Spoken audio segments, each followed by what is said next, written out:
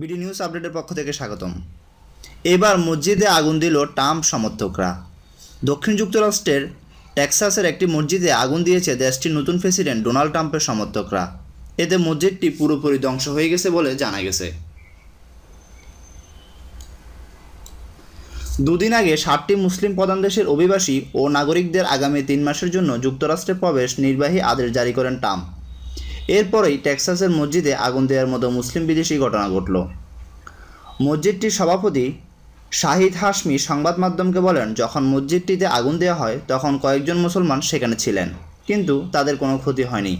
দূরে দাঁড়িয়ে মসজিদটি পুড়ে যাওয়া দেখা ছাড়া আমাদের আর কোনো কিছু করার ছিল না। এটা খুবই কষ্টকর ব্যাপার। এদিকে আজ যুক্তরাষ্ট্রের ফেডারেল আদালত অবশ্য ট্রাম্পের নিষেধাজ্ঞা স্থগিত করে দিয়েছে। ট্রাম্প মুসলিমদের প্রবেশে যে নিষেধাজ্ঞা জারি করেছিলেন তার বিরুদ্ধে মামলা করা হলে আদালত এই রায় দেন। আদালতে রায়ের ফলে আপাতত ট্রাম্পের মুসলিম বিদেশের কবলে পড়া দেশ 7টি নাগরিকের যুক্তরাষ্ট্রে প্রবেশে আর কোনো বাধা রইল না।